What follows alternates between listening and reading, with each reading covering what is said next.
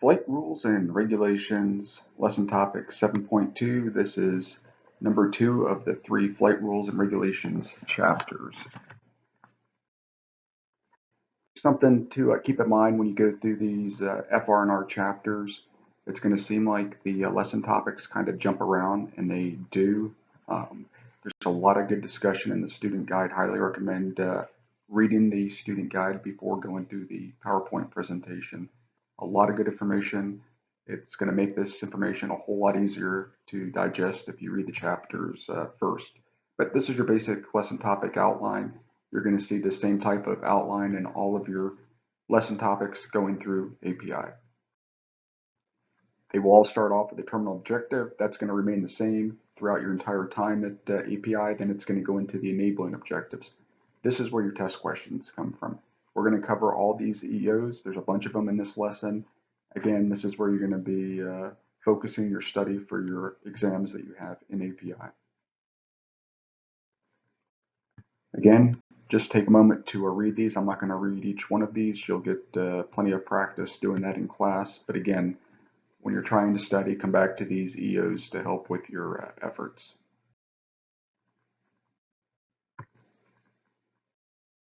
All right, here's our reference publications. Just take a moment to read through these. This is where this PowerPoint lesson is derived. We're going to go into the Aeronautical Information Manual, the FAR Part 91, 3710.7, and General Planning. Naval Aviation Fundamentals, Weather, Chapters 1 and 4. You should have this student guide. Make sure you take a look at those 2 chapters.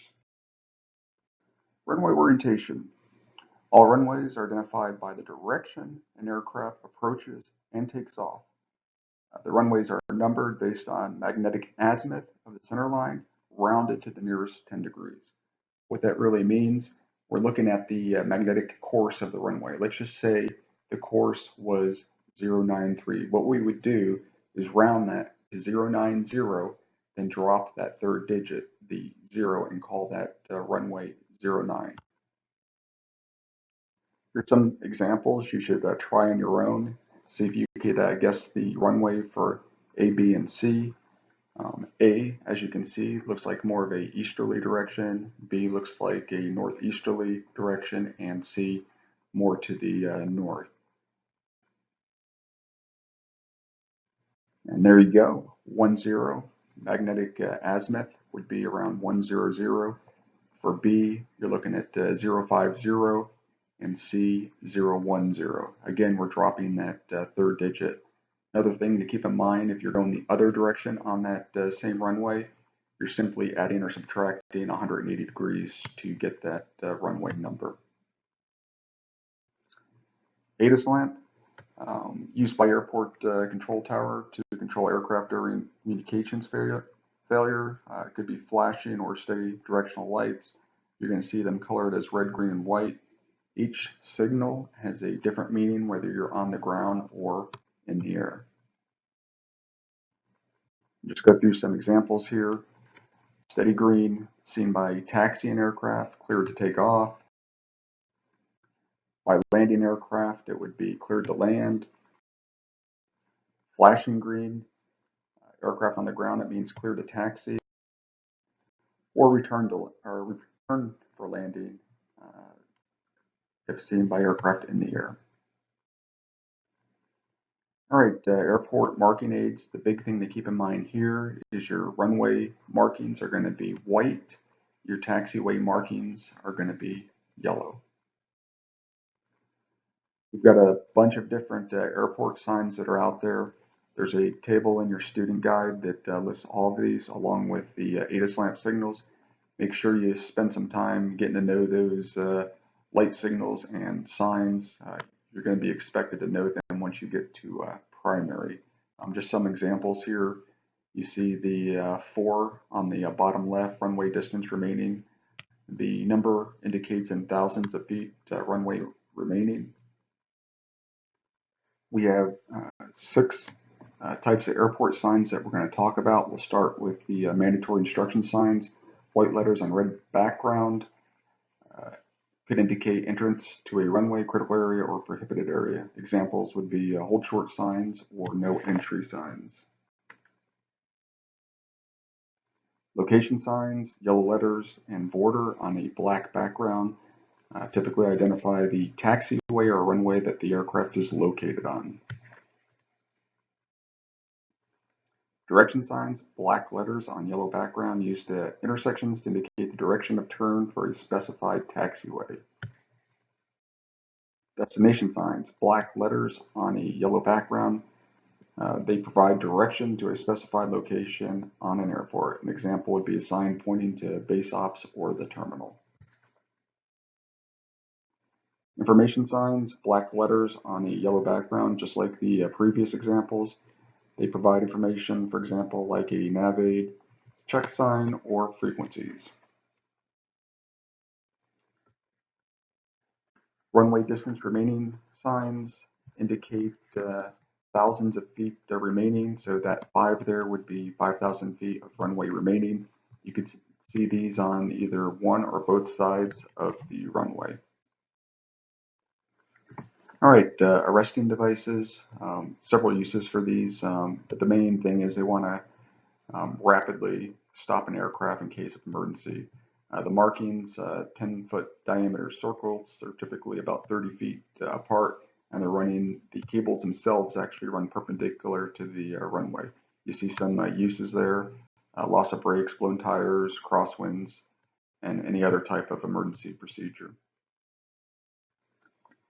All right, there's several places you may see these. You could see them at the departure end, you could see them midfield, or at the approach end, or even at the overrun area. Could be bidirectional or omnidirectional. They all have different weight limits and can be manually adjusted. Different types of wave off signals that we have. You're going to see these as high intensity red lights at the approach end. You definitely treat these as a wave off signal. Other examples would be red flares or flashing red ATIS lamp. Hopefully you took a look at that table in the student guide and are familiar with what they mean. Another thing to keep in mind with these, it's mandatory compliance except in the case of an emergency. All right, the tetrahedron, the thing to remember with this is the spar indicates landing direction. You've got the red lights on the port side, the green lights on the starboard side, and the direction that spar is pointing is the direction of the runway in use. It does not have to be aligned with wind direction. It can be completely independent. Now with the windsock or the wind cone, the big end is going to be upwind, the little end will be downwind. That's the thing to remember with that. The wind's going to blow into the big end and out the little end. In this case, with the example we have in this slide, both the tetrahedron and the windsock are aligned, meaning that the spar is pointing upwind along with that big end of the sock. The wind tee indicates wind direction.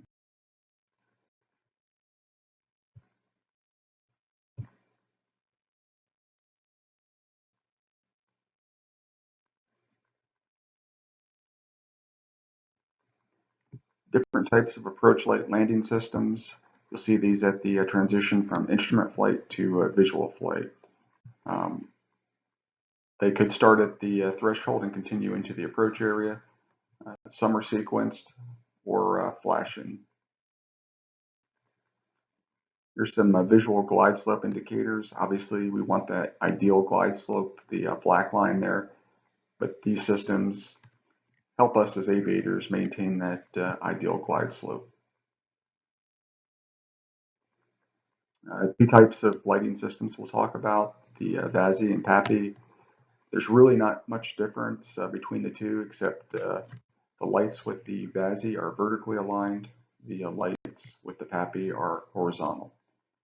As you can see from the different combinations, they mean the same thing for the most part.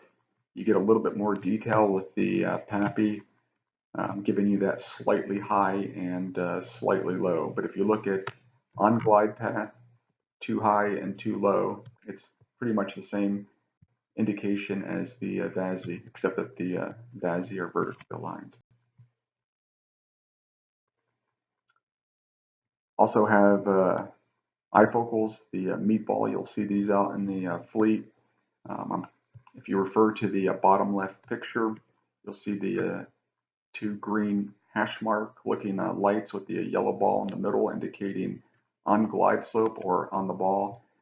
If you go to the next one down, you see the yellow ball slightly above the hash marks indicating too high, and then way too high for the bottom picture.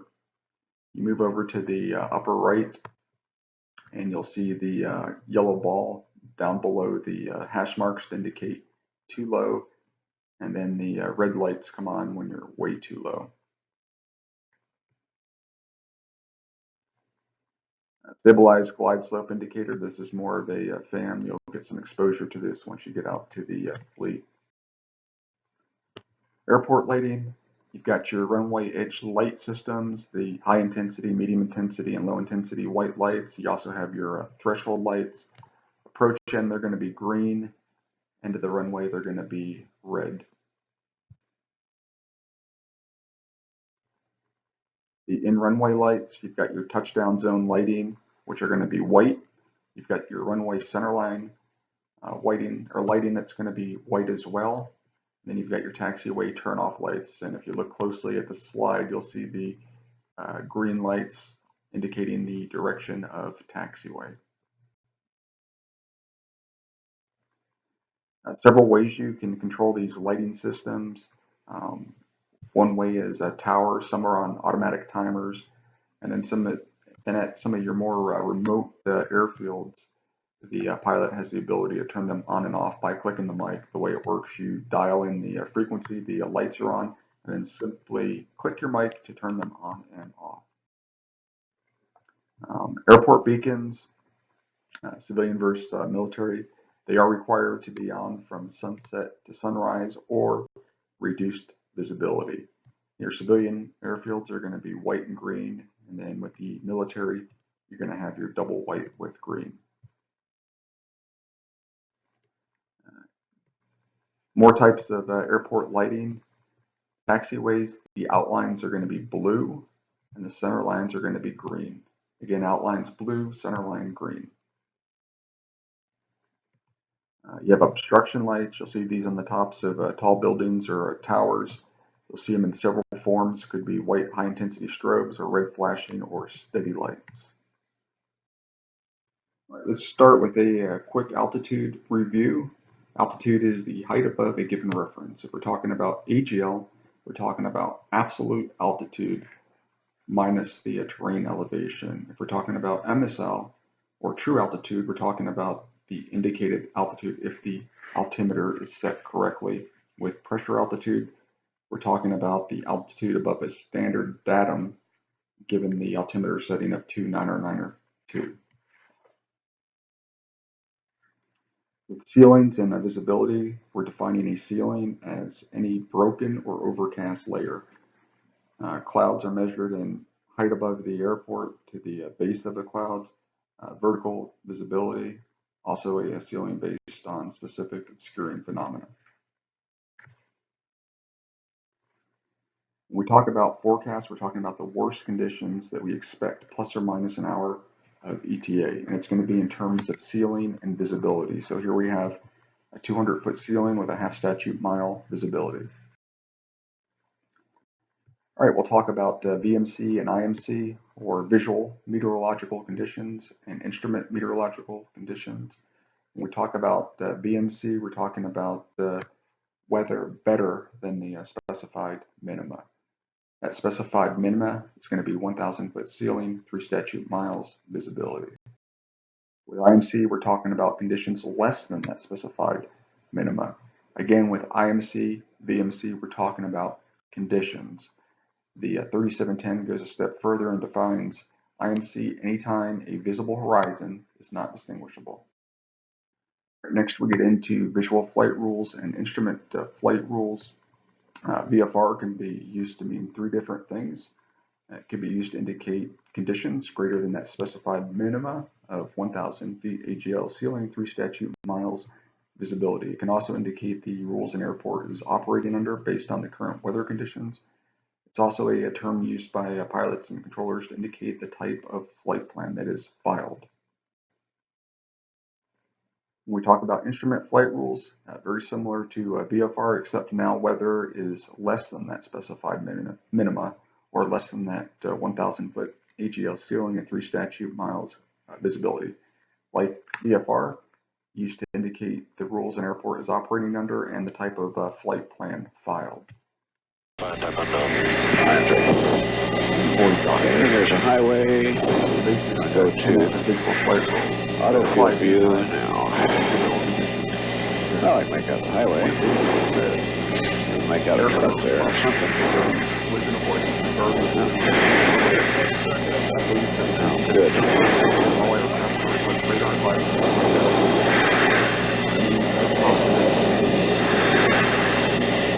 Okay, switch to wide field of view. Switch to wide field of view. There we go. Touch now. Warning, warning, warning, warning.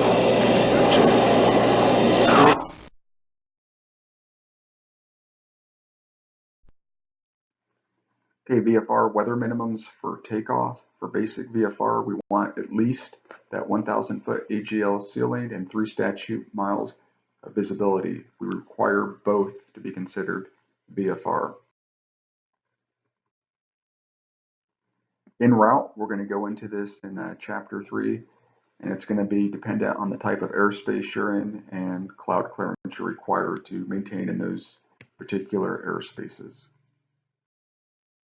At landing, we want that forecast plus or minus 1 hour of the ETA to be basic VFR, at least 1,000 foot AGL ceiling and 3 statute miles visibility.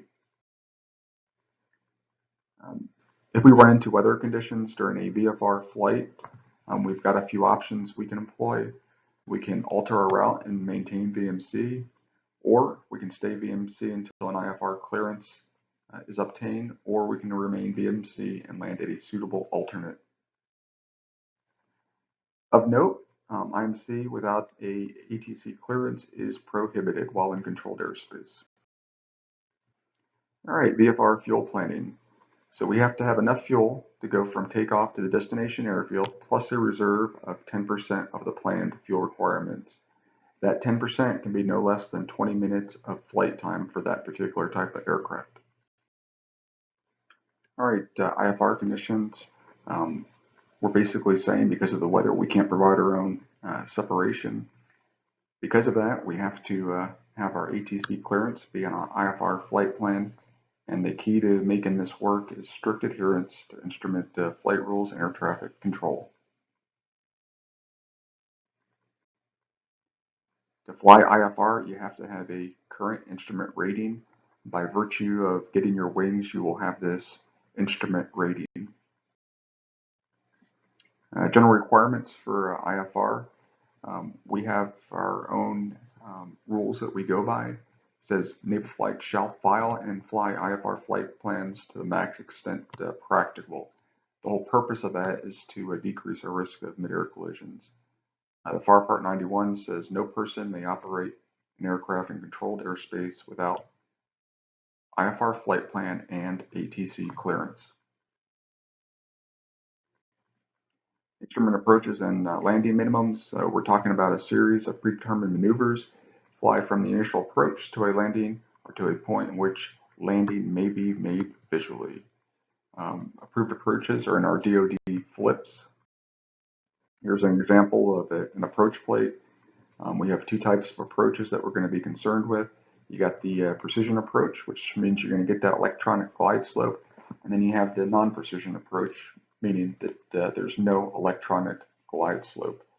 We've got some examples listed there, and all the minimums are going to be based on your aircraft category. All right, so there's some examples there. With your instrument approaches, you're going to have lower landing minimums simply because you get that electronic glide slope.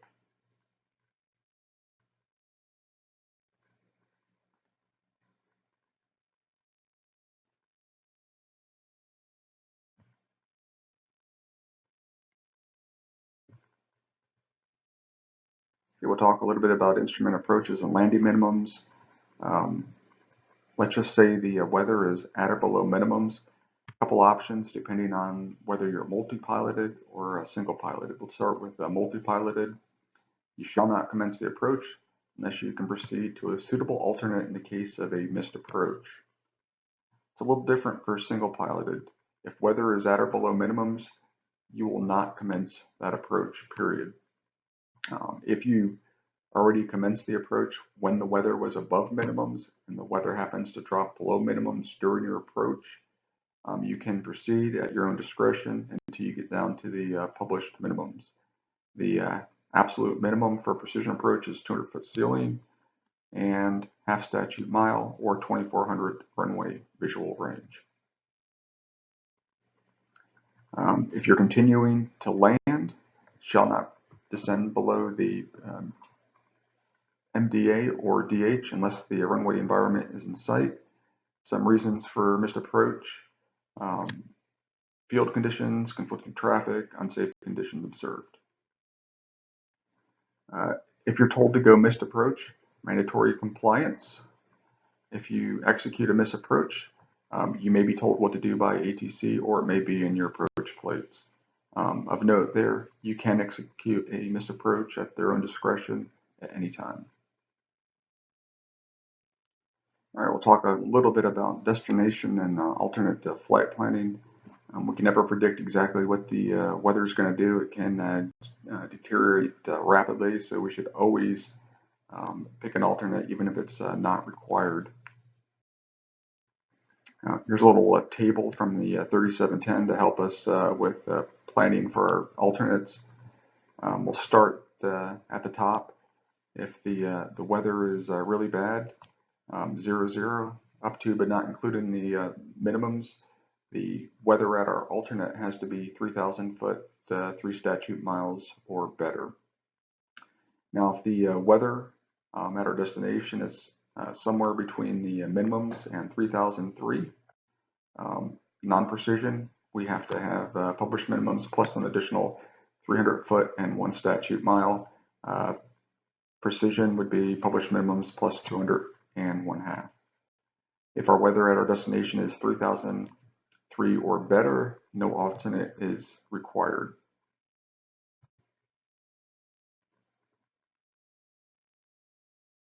Some IFR filing criteria here. Just take a moment to read through this. Your student guide has a pretty good discussion on this. Make sure you're familiar with it.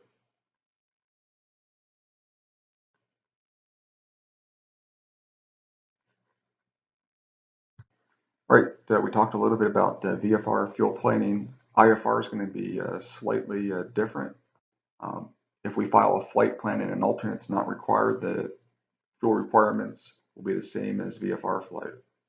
Now, if we do have to file for an alternate, we have to have enough fuel to fly from our takeoff to our destination approach fix, then to an alternate airfield plus a reserve of 10% of the planned fuel requirements. Just like with VFR fuel planning, that 10% reserve can be no less than 20 minutes of flight time for that type of aircraft.